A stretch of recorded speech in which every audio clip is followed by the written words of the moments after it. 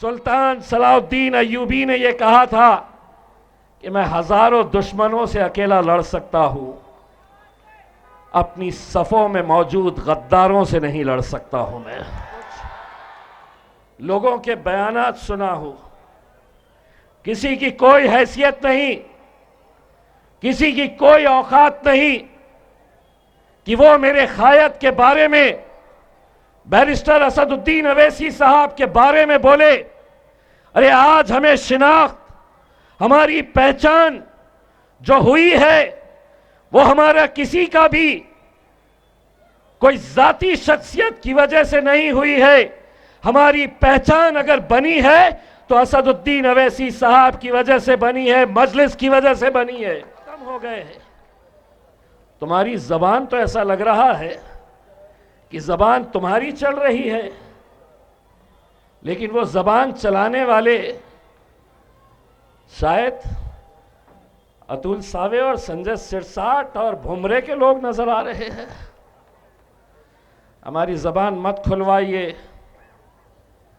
यकीन मानिए, ये इलेक्शन को हम इलेक्शन की तरह लड़ रहे हैं। जबान हमारे मुंह में भी है। अगर सच्चाई हमने बयान करना शुरू किए तो शायद तुम्हारे लिए बहुत तकलीफ हो जाएगी।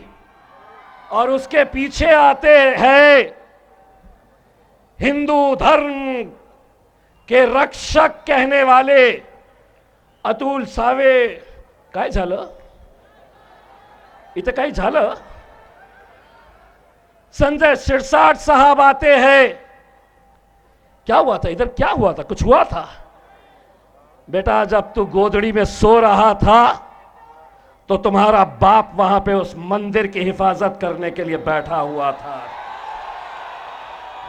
मैं बार बार एक बात कहता हूं, आज एक बार फिर आपके सामने दोहरा रहा हूं कि लोग अगर ये कहते हैं कि असदुद्दीन अवैसी साहब हैदराबाद में सबसे ज़्यादा मोहब्बत करते हैं, तो मैं कहूँगा कि वो झूठ है। वो औरंगाबाद को सबसे ज़्यादा मोहब्बत करते हैं, औरंगाबाद से सबसे ज़्यादा प्यार करते हैं। यकीनन जो हमारी और आपकी तड़प है कि यहाँ पर मजलिस इत्तेहादुल मुस्लिमीन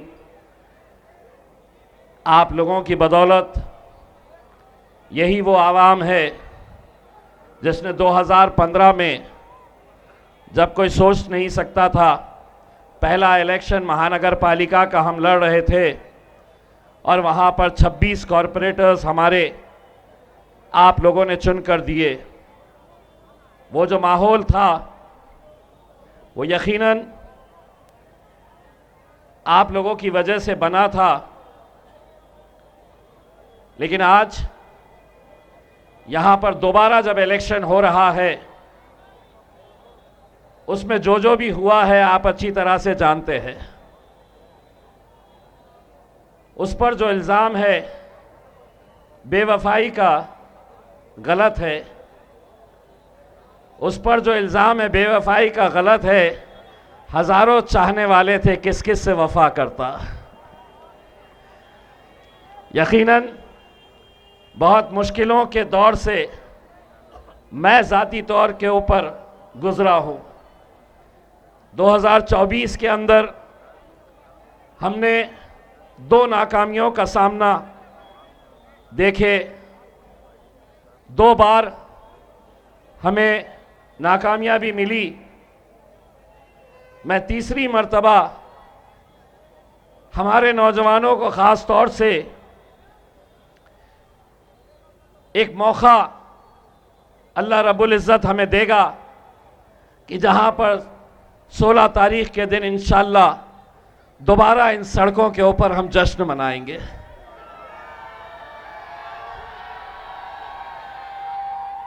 अफसोस मुझे इस बात का है कि हाँ, कुछ सियासत के अंदर कुछ फैसले करते वक्त बड़े मुश्किल के फैसले होते हैं।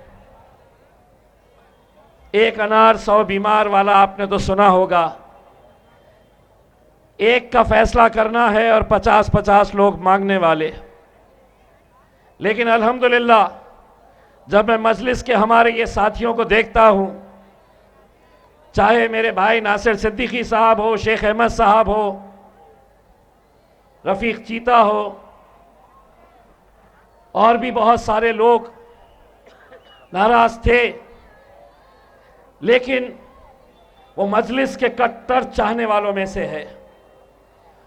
मुझे हैरानी उन लोगों की होती है, मुझे अफसोस उन लोगों का होता है जो एक रात पहले तक मजलिस का झंडा पकड़े हुए, मजलिस का मफलर डाले हुए, मजलिस की टोपी पहने हुए, महज एक टिकट और तुम वो मफलर उठाकर फेंक देते हो, महज एक टिकट और तुम हमारे झंडे को फेंक देते हो, महज एक टिकट की खातिर तुम मजलिस की टोपी उतार कर फेंक देते हो।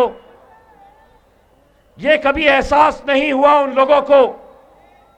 अरे आज अगर इम्तियाज जलील आपके सामने खड़ा हुआ है, मैं मजलिस का और मेरे कायद बैरिस्टर असदुद्दीन अवैसी साहब का एक छोटा सा अदना सा सिपाही हूं।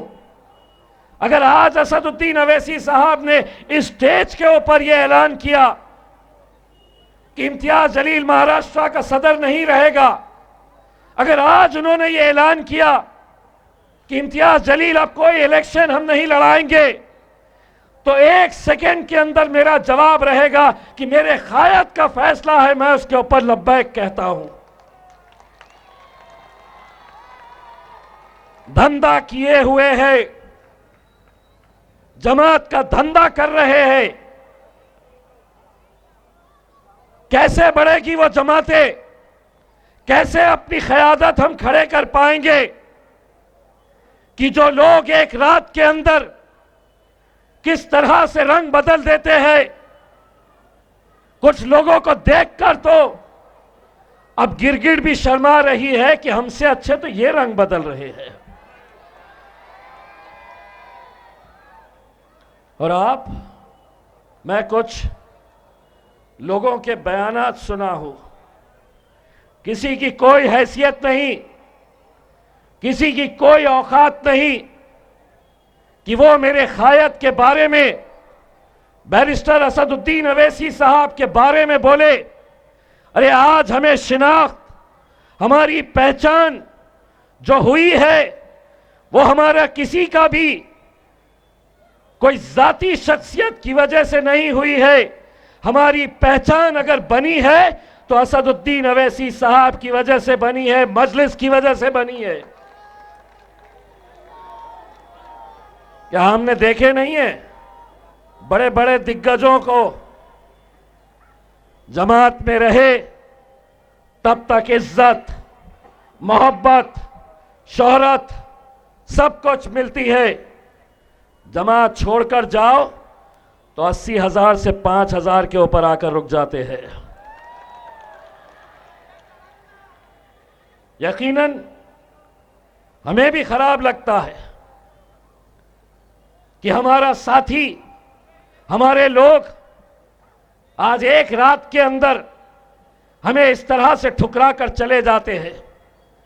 अरे तुम जब जमात के नहीं हुए तो ये आवाम के क्या होने वाले हैं? तुम कैसे हो सकते हैं? आज हम पर यह कहा जा रहा है, हमारे बारे में यह कहा जा रहा है, ये तो पूरे खत्म हो गए हैं। तुम्हारी जबान तो ऐसा लग रहा है कि जबान तुम्हारी चल रही है, लेकिन वो जबान चलाने वाले शायद अतुल सावे और संजय सिरसाट और भुमरे के लोग नजर आ रहे हैं। हमारी जबान मत खुलवाइए। यकीन मानिए ये इलेक्शन को हम इलेक्शन की तरह लड़ रहे हैं। जबान हमारे मुंह में भी है। अगर सच्चाई हमने बयान करना शुरू किए तो शायद तुम्हारे लिए बहुत तकलीफ हो जाएगी। और यही क्या, मैं तो जैसा आपको कहता हूं, कल के जलसे में भी कहा था, मिसरवाड़ी में भी अभी बोलकर आया हूं, एक बार फिर से चंपा चौक के ऊपर वो बात दोहरा रहा हूं। सुल्तान सलाउद्दीन अय्यूबी ने क्या कहा था? सुल्तान सलाउद्दीन अय्यूबी ने यह कहा था कि मैं हजारों दुश्मनों से अकेला लड़ सकता हूं, अपनी सफों में मौजूद गद्दारों से नहीं लड़ सकता हूं मैं। क्या फर्क है तुम में और उस महाराष्ट्र के उप मुख्यमंत्री एकनाथ शिंदे साहब के अंदर? वो भी वही भाषा बात कर रहे हैं, तुम भी वही भाषा बोल रहे हैं। कल एकनाथ शिंदे साहब ने कहा एमआईएम का यहां से सुपड़ा साफ करना है, एमआईएम का सुपड़ा साफ कर दो। एकनाथ राव मेरा चैलेंज स्वीकारते हैं? मेरा चैलेंज कर रहा हूं मैं। ये आवाम जो है इस शहर की, ये कट्टर मजलिसी है। तुम अगर सोच रहे हैं कि तुम चिल्ले पिल्लों को हमारे बीच में छोड़ के हमारे वोटों का बंटवारा करने का काम करेंगे, तो एक बात मेरी भी चैलेंज स्वीकार लो। अगर मजलिस यहां से इसका सफाया हो जाएगा, जो कभी मुमकिन नहीं, तो 16 तारीख के दिन इम्तियाज जलील अपनी दाढ़ी कटवा देगा। और अगर नहीं हुआ एकनाथ राव, तो उस तरह तुम भी चलाने के लिए तैयार है क्या? कल उनकी सभा में हमारा एक पतंग चला गया, आपने देखा है वीडियो। एक पतंग कटकर उनकी सभा में चला गया, पब्लिक ने चिल्लाना शुरू कर दी। उन्होंने पूछा पतंग कुणाची निशानी आहे का? तो लोगों ने कहा वो जलीलची। तो बोले जलीलची पतंग, बोले कापली, हमें कापली, मतलब काट दिए हमने पतंग। एकनाथ राव, वो पतंग हमने काटे थे और तुम्हारे पास भेजे थे। क्यों भेजे थे? कि हम तो 15 तारीख के दिन पतंग उड़ाने वाले हैं, मकर संक्रांत तो 14 को आने वाली है, तुमको एक दिन पहले से ही हमारी पतंग हाथ में लेना पड़ रहा है। वो याद दिलाने के लिए खूब मोठा सण आहे, आपल्याला साजरा करायचा आहे। तो मैंने उनको कहा कि अब हमको देखना है कि तुम्हारा धर्म, तुम्हारा त्योहार तुम्हें ज्यादा अजीज है या ये राजनीति। अगर तुम्हारा त्योहार बड़ा है तो एकनाथ राव, अतुल सावे को भी बोल दो, भुमरे को भी बोल दो, जायसवाल को भी बोल दो और सिरसाट को भी बोल दो, मकर संक्रांत जोरदार तरीके से मनाना है, पतंग हमारा हाथ में लेकर। और अगर तुम नहीं मनाए तो इस देश की संस्कृति है हिंदू मुस्लिम भाई भाई, हम मनाएंगे तुम्हारा त्योहार, पतंग हम उड़ाएंगे 14 तारीख के दिन। 15 तारीख के दिन पतंग की निशानी के ऊपर मोहर लगाएंगे और 16 तारीख के दिन 14 को आसमान में, 15 को ईवीएम मशीन के ऊपर पतंग पतंग पतंग पतंग, और 16 तारीख के दिन सब खत्म खत्म खत्म खत्म। एक का हिसाब लेता हूं।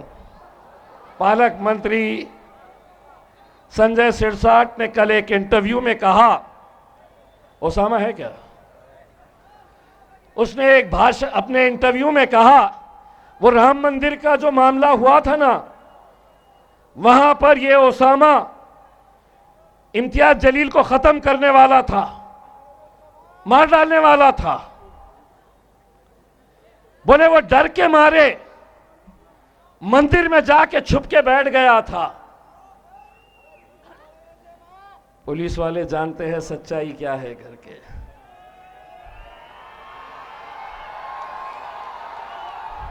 जब भगवान राम की सुरक्षा के लिए, उनकी मंदिर की सुरक्षा के लिए, जब इम्तियाज जलील उस मंदिर के अंदर जाकर बैठा था तो संजय सिरसाट गोदड़ी ओढ़ कर सो रहा था। सुबह 5:30 बजे, जैसा फिल्मों में होता है, पूरा हीरो गेम कर डालता है, तब 5:30 बजे पुलिस की गाड़ियां आती है, वाह वाह वाह वाह वाह,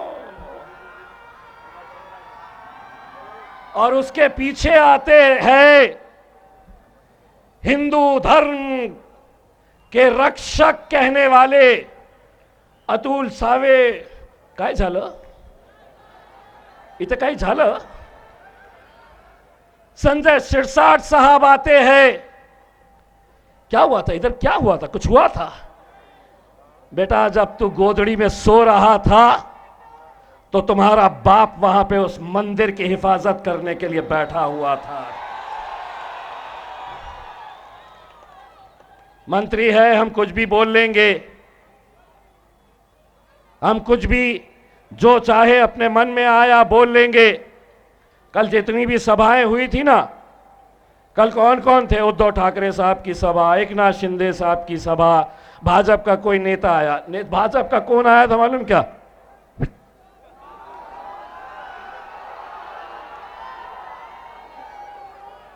नाम बोलने की जरूरत है?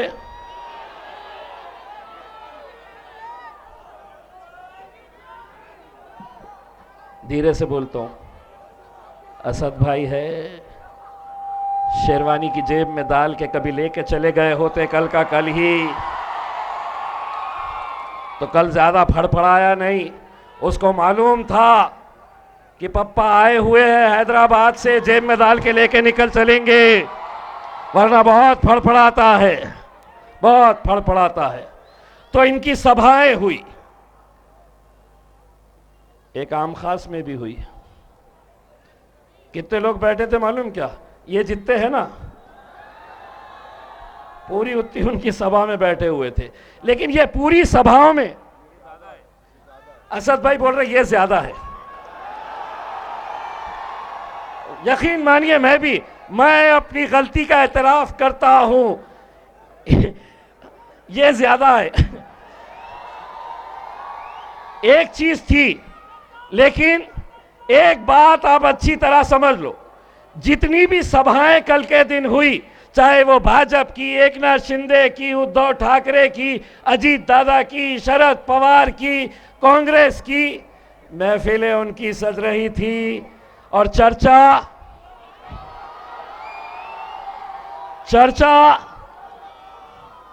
दूल्हे भाई का चर्चा हो रहा था। दूल्हे भाई का चर्चा हो रहा था। खत्म कर दो बोले। अरे यहां पर इंशाअल्लाह मेरे भाई, मैं आप लोगों से यह अदबन गुजारिश करना चाहता हूं। हमने 2024 में वो नौजवान, हमने नौजवानों को बिलक बिलक कर रोते हुए देखा। 23 नवंबर 2024 का वो दिन, जब पूरे शहर ने तैयारी कर ली थी कि हमें जश्न मनाना है, हम एक बार फिर सड़क पर आएंगे, रंग खेलेंगे, पटाखे फोड़ेंगे। लेकिन हमारे ही कुछ गद्दारों की वजह से हमें यह शिकस्त का सामना करना पड़ा। दोस्तों, तीसरी मर्तबा दुआ करिएगा कि अल्लाह हमें मौका दे 16 तारीख के दिन जश्न मनाने का। बहुत कोशिशें हो रही है, बहुत कोशिशें हो रही है। हद तो ये हो गई है कि 2 नंबर के धंधे करने वाले,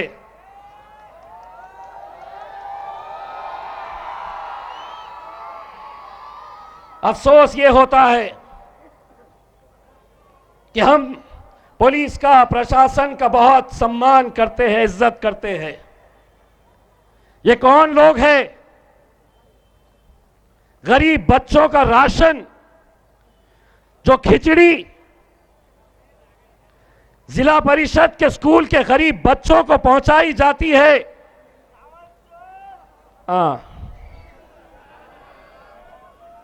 आपको मालूम है ना, मेरा यही सवाल है कि एक आम आदमी को पता है, पुलिस को क्यों नहीं पता चलता है?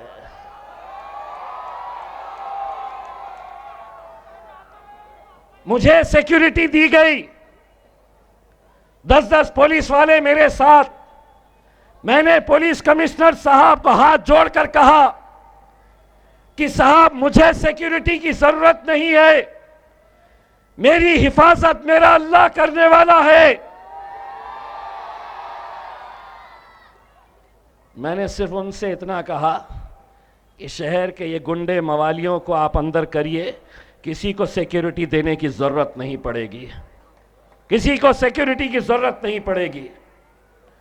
आज लेकिन यही लोग, देखिए इनका इतिहास निकाल के, 2014 में 2500 वोट, 2019 के अंदर 5555 वोट, 2024 के अंदर 5924 वोट। एमएलए का ख्वाब देख रहे, एमपी का इलेक्शन लड़ रहे, फिर वही की वही गैंग अलग अलग पार्टियों के जरिए फिर आ जाती है मैदान में। मकसद एक ही है, तुमको बांटा जाए, तुमको तकसीम किया जाए, ताकि तुम जब बटोगे तो कहीं ना कहीं किसी और का फायदा होगा।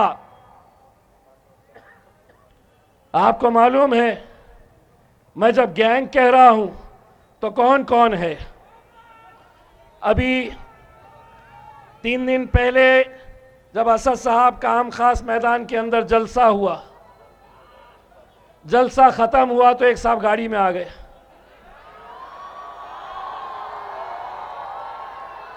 बोले अपने को तो इतनी पब्लिक मिलती नहीं, वहीं पे जाके तो अपन घुस जाएंगे पब्लिक के अंदर। दूसरे साहब ये समझ रहे हैं कि मैं पुलिस, प्रशासन, सरकार, हुकूमत सबको जेब में रखूंगा, लेकिन हमने साफ कर दिया है, इलेक्शन लड़ना है हमें, इलेक्शन जीतना है हमें। एक बात अच्छी तरह से कान खोल के सुन लो, इस शहर के गुंडे मवालियों, 2 नंबर के धंधे करने वालों, अगर तुम समझते हैं कि ताकत तुम्हारे पास है, सही ताकत अगर इस शहर के अंदर देखना है तो ये ताकत है, ये ताकत है, ये ताकत है।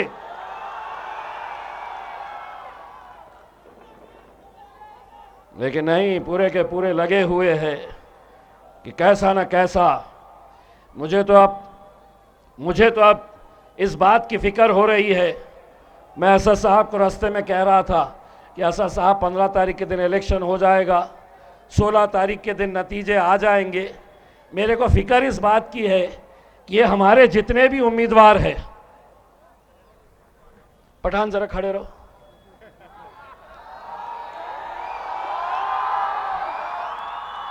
वाजिद भाई, सोहेल भाई, अमजद चाचू, ये देखो ये चाउश,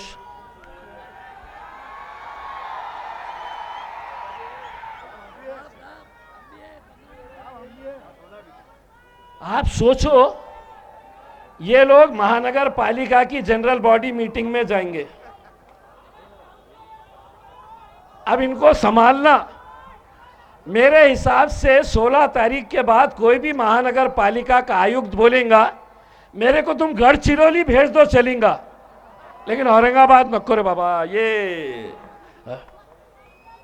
लेकिन अल्हम्दुलिल्लाह इन सबको हमने टिकट देते वक्त सिर्फ एक ही ख्वाहिश जाहिर की है, सबसे सिर्फ हमने एक ही बात की है।